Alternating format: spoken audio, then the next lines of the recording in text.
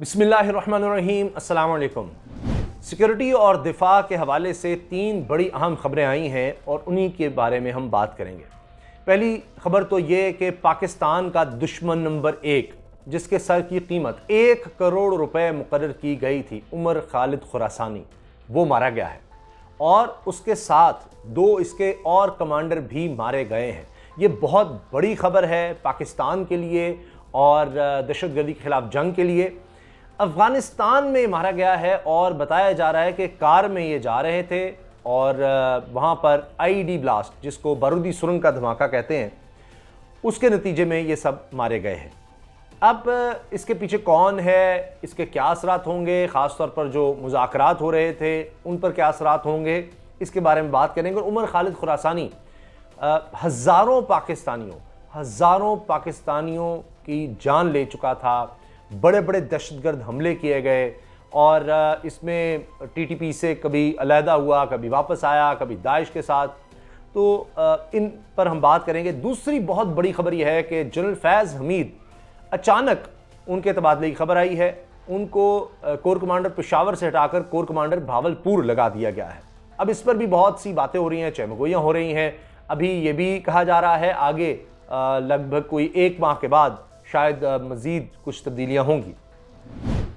अच्छा, फैज़ हमीद साहब के हवाले से चूँकि पीडीएम के रहनुमा बहुत ज़्यादा तनकीद करते रहे हैं, बहुत कुछ कहते रहे हैं, तो इस वजह से भी अब इसको बहुत ज़्यादा डिस्कस किया जा रहा है उनके इस तबादले को।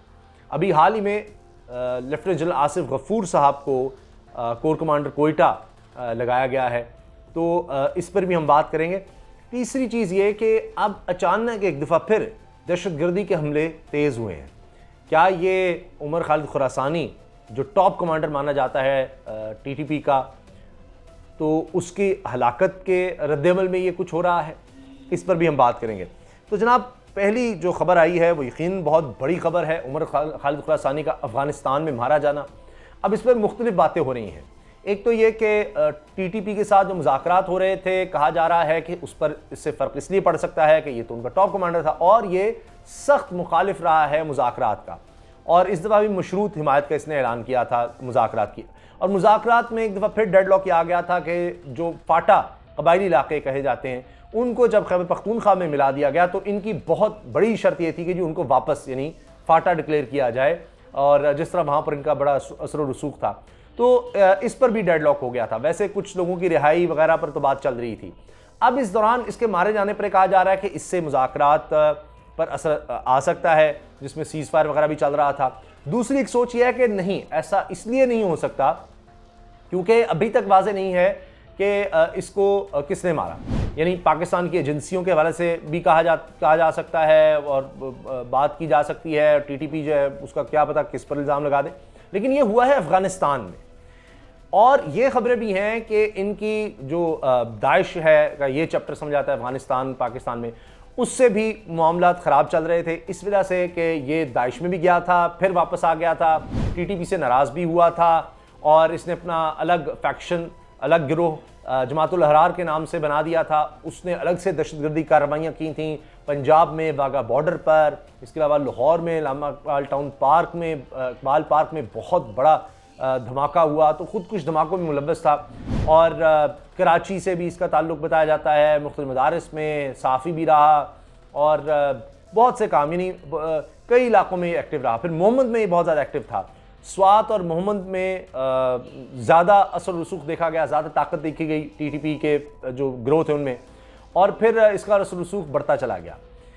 यहाँ तक कि ये भी उन लीडर्स में से था टीटीपी के जो हकीमुल्लाह महसूद की हलाकत के बाद जो समझ जाते थे कि जी इनके पास शायद आ जाएगी लीडरशिप, तो सरबराही इसके पास आएगी। ये भी उन लोगों में था जो समझता था कि जी हकीमुल्लाह महसूद के बाद अब मुझे बनना चाहिए, लेकिन फिर मौलवी फजलुल्लाह बना, तो वहाँ से भी इसके मौलवी फजलुल्लाह से ताल्लुकात ख़राब हो गए थे बताया जाता है। और फिर ये अलग इसने जमात भी बना ली थी, और ये तक कि जी फजलुल्लाह के खिलाफ इसलिए हुआ कि जी उसने मुज़ाकरात की तरफ पेशरफ की थी, तो ये मुज़ाकरात का हामी नहीं था। इस तरह की बहुत बातें की जाती थी, लेकिन बहरहाल ये टीटीपी के लिए एक बहुत बड़ा धचका है, क्योंकि 2 और इसके जो अहम कमांडर थे वो भी इसमें मारे गए हैं। एक का नाम मुफ्ती हसन बताया जाता है और एक का नाम हाफिज़ नेमत जो है वो सामने आया है। अच्छा, अब इसमें अगर देखा जाए तो नज़र ये आ रहा है कि पाकिस्तान दहशतगर्दी के ख़िलाफ़ जंग में आगे बढ़ रहा है और पाकिस्तान को इस तरह से बहुत सी कामयाबियाँ मिल रही हैं। अब एक दूसरी डेवलपमेंट जो हुई जिसका मैंने अर्ज़ किया कि उस पर हम बात करेंगे, वो है लेफ्टिनेंट जनरल फैज़ हमीद को पेशावर से अब बहावलपुर बतौर कोर कमांडर भेजा जाना। अब फैज़ हमीद साहब यहाँ लगभग कोई 8 माह रहे। तो ये कहा जाता है कि वैसे तो जब कोई कोर कमांडर लगता है तो ज़्यादा अरसा गुजारता है, लेकिन इनको जल्द इनका तबादला कर दिया गया और लेफ्टिनेंट जनरल सरदार हसन अज़हर हयात को कोर कमांडर पेशावर तैनात कर दिया गया है और मौजूदा corps commander Peshawar lieutenant general Faiz Hameed का बतौर कोर कमांडर बहावलपुर तबादला किया गया है। लेफ्टिनेंट जनरल खालिद ज़िया को पाक आर्मी का मिलिट्री सेक्रेटरी तैनात कर दिया गया है। अक्टूबर में पाक फौज में आला सतह पर तकरीबन तबादले किए गए थे और उस वक्त बतौर director general DG inter service intelligence खदमात अंजाम देने वाले लेफ्टिनेंट जनरल फैज़ हमीद को कोर कमांडर पेशावर तैनात किया गया था और इनकी जगह लेफ्टिनेंट जनरल नदीम अंजुम को DG ISI लगाया गया। लेफ्टिनेंट जनरल फैज़ हमीद को इससे पहले 16 जून 2019 को लेफ्टिनेंट जनरल आसिम मुनीर की जगह ISI का डायरेक्टर जनरल तैनात किया गया था। जनरल फैज़ हमीद को अप्रैल 2019 में तरक्की देकर लेफ्टिनेंट जनरल बनाया गया और उस वक्त वो ISI में DG काउंटर इंटेलिजेंस के तौर पर काम कर रहे थे। आर्मी की बलोच रेजिमेंट से ताल्लुक़ रखने वाले लेफ्टिनेंट जनरल फैज़ हमीद को उस वक्त DG ISI मुकर्रर किया गया था जब मुल्क के लिए अंदरूनी और बैरूनी सतह पर सिक्योरिटी चैलेंजेस में इजाफा हो गया था और इनका नाम सबसे पहले उस वक्त सामने आया जब इन्होंने नवंबर 2017 में एक मजहबी ग्रुप की जानिब से फैज़ाबाद में दिया गया धरना मुआहदे के जरिए ख़त्म कराने में मदद की थी। और फिर आपको पता ही है कि अभी गुज़श्ता हफ्ते ही जो हेलीकॉप्टर हादसा हुआ जिसमें कोर कमांडर कोयटा समेत पाक फौज के 6 अफसरान और जवान शहीद हुए थे, उसके बाद साबिक DG ISPR lieutenant general Asif Ghafoor को कोर कमांडर कोयटा तैनात किया गया। तो ये बड़ी तब्दीलियाँ हुई हैं हालिया दिनों में।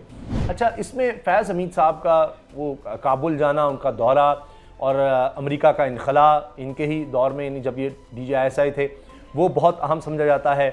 फिर कंट्रोवर्सी ये रही हमेशा कि मियां नवाज शरीफ हों, जब वो आर्मी चीफ पर तनकीद करते थे साथ जनरल फैज़ हमीद का नाम ज़रूर लेते थे। इसी तरह से जलसे जुलूसों में जहां आर्मी चीफ पर तनकीद होती थी जनरल फैज़ हमीद पर साथ साथ तनकीद की जाती थी।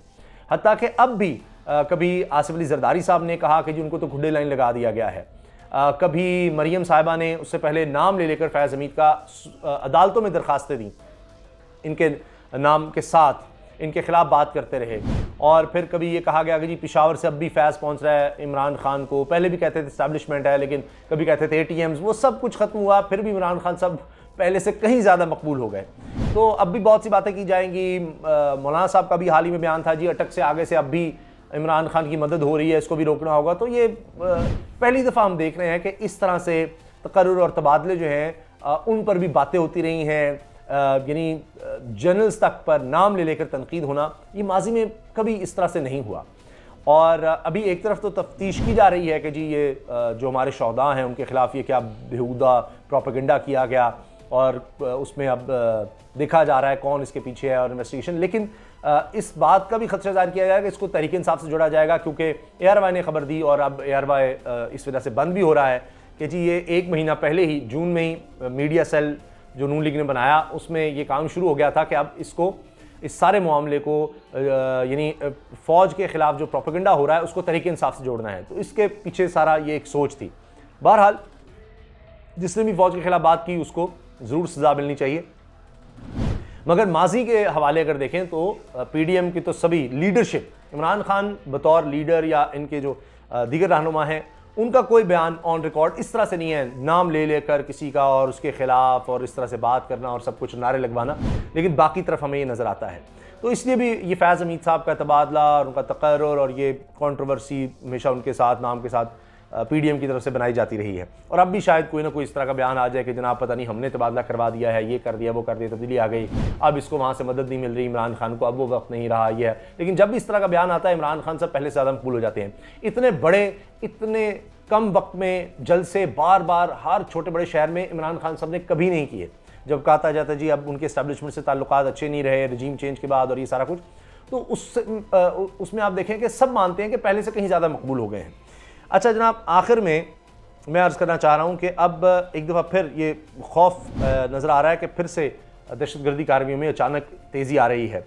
अभी कल लोअर दीर में अटैक हुआ है और फिर आज स्वात में मालाकंड डिवीज़न में, और इससे पहले जनाब ये भी था कि 4 पुलिस वाले जो हैं पुलिस एहलकार जिनमें DSP भी हैं वो मट्टा में ज़ख्मी हुए, ये ख़बर आई। और इसी तरह से दीगर ख़बरें भी आ रही हैं। इसमें बताया जा रहा है कि जी खैबर पख्तूनख्वा का इलाका जो स्वात है उसमें घात लगाए बैठे थे दहशतगर्द, उन्होंने ये पुलिस एहलकारों पर हमला किया है। अच्छा, फिर इसमें फ़ौज को भी तलब कर लिएगा। इसके साथ साथ अगर देखें तो ये जो अभी धमाका हुआ है उमर खरासानी का, इसमें मैं जिस तरह कर रहा था वो बात बड़ी अहम रह गई कि ये भी है कि कहीं दाइश ने न किया हो, क्योंकि इनकी आपस की लड़ाई चल रही थी। फिर TTP के अंदर जो फैक्शंस हैं उनमें भी हो सकता है कि उनकी तरफ से कहीं निशाना बनाया गया हो। फिर वहाँ पर अब तहरीक तालिबान अफ़गानिस्तान की जो तालिबान है उनकी गवर्नमेंट है, उनसे भी कोई आपस में ताल्लुकात ख़राब हो सकते हैं। तो बहुत सी वजह आ सकती हैं जिसकी वजह से ये उमर खुरासानी को निशाना बनाया गया हो। तो अगर ये देखें, नज़र ये आ रहा है कि ये एक TTP के लिए एक बहुत बड़ी हलाकत और बहुत ज़्यादा नुकसान ज़रूर है।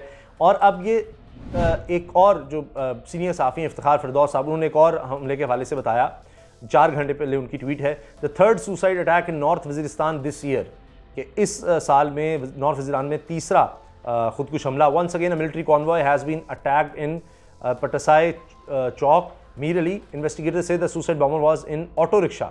Local officials put the fatal casualties as at 4 and injuries at 8।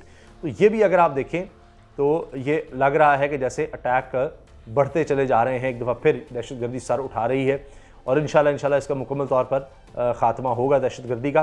तो ये अब ज़ाहिर है जो YouTube की भी हम समझते हैं जो पॉलिसी है जो कि अच्छी है कि आप इस तरह से चेहरे नहीं दिखा सकते, वरना तस्वीर भी मेरे पास मौजूद हैं जो ये लोग मारे गए हैं TTP के, और इनमें पक्तिका का बताया जा रहा है 7 तारीख की रात, और इनमें जनाब उमर खालिद खुरासानी, हाफिज़ दौलत है, मौलवी हसन और son in law of Umar Khalid Khurasani.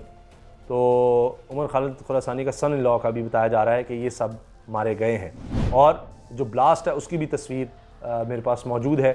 लेकिन जाहिर है कि पॉलिसी के तहत हम वो भी नहीं दिखा सकते इस धमाके की और गाड़ी तबाह होने की तस्वीर और इन सब के लाशों की तस्वीर। तो ये इस दफ़ा चूँकि तस्वीर आ गई हैं, तो पहले भी ये बहुत दफ़ा खबर आई कि जनाब उमर खालिद खुरासानी मारा गया है कई ड्रोन हमलों में, और इन्हीं के TTP की तरफ से भी कई दफ़ा इसकी तस्दीक की गई, लेकिन बाद में पता चला कि वो उमर खालिद खुरासानी खुद सामने आ गया।